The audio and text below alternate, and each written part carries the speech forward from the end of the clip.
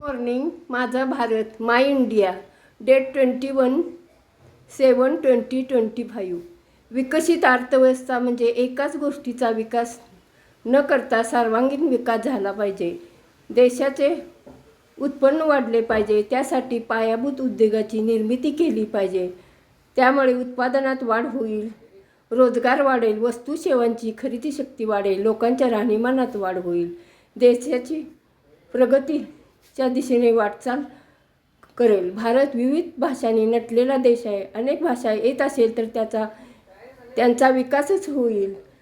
माझ्याकडे हिंदी कमी मार्क 10वीत पडलेली एक मुलगी क्लासला येत होती इंग्लिश मिडियमची, ती आता ॲग्रिकल्चर सायन्सला PhD करत आहे. भारताचा विकास आपला सर्वांचा विकास.